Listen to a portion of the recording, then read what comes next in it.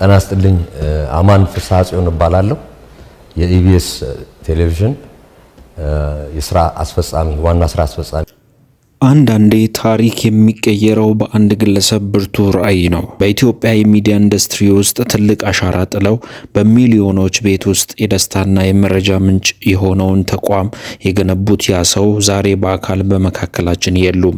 የኢቢኤስ ቴሌቪዥን መስራችና ዋና ስራ አስፈጻሚ አቶ አማን ፍስሐ ጽዮን ለበርካታ ወራት ከባድ ከነበረው የካንሰር ህመም ጋር ሲታገሉ የቆዩት አቶ አማን ሕክምናቸውን በጀርመንና በአሜሪካ ሲከታተሉ ቆይተዋል። በትናንትናው ዕለት የካቲት 4 ቀን 2018 ዓ.ም ግን ያ ብርቱ ሰው በቃኝ ብሏል።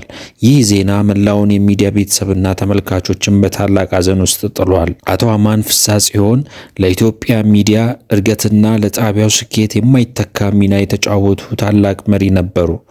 ጣቢያው ባወጣው መደበኛ መግለጫ የሥራ አስፈጻሚውን ህልፈት በከፍተኛ ሐዘን አረጋግጧል። በመግለጫውም ላይ እንደተጠቀሰው አቶ አማን በስራቸው ውጤታማ፣ ለሀገራቸው ተቆርቋሪና ለብዙዎች የሥራ ዕድል የፈጠሩ ታላቅ ሰው ነበሩ። ዛሬ በዝግጅታችን ከኢቢኤስ ምስረታ ጀርባ የነበረውን ያንን ብርቱ ራዕይ፣ የህመሙን ጊዜያትና የተወልን አሻራ በዝርዝር እንመለከታለን። መላው የጣቢያችን ዝግጅት ክፍል ለአቶ አማን ቤተሰቦችና ለወዳጅ ዘመዶቻቸው መጽናናትን ይመኛል። ህይወት አንዳንዴ እጅግ ፈታኝ የሆኑ ፈተናዎችን በፊታችን ትደቅናለች። ለአቶ አማን ፍስሐ ጽዮን ላለፉት ጥቂት ወራት ይህ ፈተና የካንሰር ህመም ሆኖ መጥቷል። ይህ በሽታ የአካል ጥንካሬን ቢፈትንም የእሳቸውን የውስጥ ጽናት ግን ሊበግረው አልቻለም ነበር። ህመሙ ከባድ እንደነበረና መፍትሄ ለማግኘት በአህጉራት መካከል ሲመላለሱ እንደነበር መረጃዎች ያመለክታሉ። በተለይም በጀርመን እና በአሜሪካ መካከል ለከፍተኛ ሕክምና ሲመላለሱ መቆየታቸው ይታወቃል። ይህ ጉዞ ለጤናቸው ብቻ ሳይሆን ለሚወዱት ስራና ለገነቡት ተቋም የነበራቸውን ፍቅር ጭምር የሚያሳይ ነበር። ይህ የህመም ወቅት ለአቶ አማን ብቻ ሳይሆን ለቤተሰቦቻቸውም እጅግ አስቸጋሪ ነበር። እናታቸው በህይወት ያሉ ሲሆን በተለይ ባለቤታቸው በህመም ወቅት በማስታመምና አብሯቸው በመሆን ትልቅ መስዋዕትነት እንደከፈሉ ተገልጿል። የሚወዱት ሰው ሲታመም ማየት የሚፈጥረውን ስቃይ ተቋቁመው እስከ መጨረሻ ሰዓት ድረስ በጽናት ከጎናቸው ነበሩ። ይህ ምስክርነት ለጣቢያችን የደረሰ ሲሆን አቶ አማን በህመም ውስጥ ሆነውም ቢሆን ተስፋ ሳይቆርጡ ሲታገሉ እንደነበር ያረጋግጣል። በመጨረሻም የካቲት 4 ቀን 2018 ዓ.ም በሕክምና ሲረዱ ቆይተው ይህችን ዓለም ተሰናብተዋል። ምንም እንኳን በአካል ቢለዩንም በህመማቸው ወቅት ያሳዩት ብርታትና ለራሳቸው የነበራቸው ቁርጠኝነት ለብዙዎቻችን ትልቅ ትምህርት ሆኖ ይቆያል። አቶ አማን ፍስሐ ጽዮን በኢትዮጵያ ሚዲያ ታሪክ ውስጥ ቀዳሚና ተጽዕኖ ፈጣሪ ተብለው የሚጠሩት ያለ ምክንያት አይደለም። እንደ አውሮፓውያን አቆጣጠር በ2008 በዩናይትድ ስቴትስ ሲልቨር ስፕሪንግ ሜሪላንድ የተመሰረተው ኢቢኤስ በውጭ ሀገር የሚኖሩ ኢትዮጵያውያንን ከሀገራቸው ባህልና ዜና ጋር ለማገናኘት ትልቅ ሚና ተጫውተዋል። ያን ጊዜ የሳተላይት ቴሌቪዥን ለኢትዮጵያ ብርቅ በነበረበት ወቅት አቶ አማን ግን የራሳችንን ታሪክ ለራሳችን የምንነግርበት ዘመናዊ መድረክ አስፈለገን ብለው አመኑ።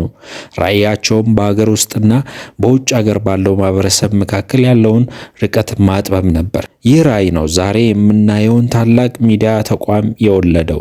ከቆይታ በኋላ ስርጭቱን ወደ ኢትዮጵያ በማስፋት ለግል ቴሌቪዥን ጣቢያዎች መከፈት ፈርቀዳጅ መሆን ችሏል። አቶ አማን ለጣቢያው ስኬት የማይተካ ሚና የነበራቸው ብርቱ መሪ ነበሩ። የእርሳቸው አመራር ጣቢያው የብዙዎችን ልብ እንዲያሸንፍና በኢትዮጵያ የሚዲያ እድገት ላይ የራሱን አሻራ እንዲያኖር አድርጓል። አቶ አማን በስራ አስፈጻሚነቱ ብቻ ሳይሆን ለብዙ ወጣቶች የሚዲያ ባለሙያዎች እንደ መምህርና እንደ አባት ሆነው አገልግለዋል። ዛሬ በኢቢኤስ ስቱዲዮ ውስጥ የሚሰራ እያንዳንዱ ጋዜጠኛ፣ ካሜራማንና አዘጋጅ የአቶ አማንን የስራ ዲሲፕሊንና ጽናት እንደ ምሳሌ ይጠቅሳል። ይህ ተቋም ዛሬ የደረሰበት የስኬት ደረጃ እርሳቸው ለዓመታት የዘሩት ጥረትና ትጋት ፍሬ ነው። አቶ አማን ፍስሐ ጽዮን ዛሬ በአካል ቢለዩንም የተከሉትና ያሳደጉት የኢቢኤስ ዛፍ ግን ለብዙዎች ጥላና መጠለያ ሆኖን ይቀጥላል።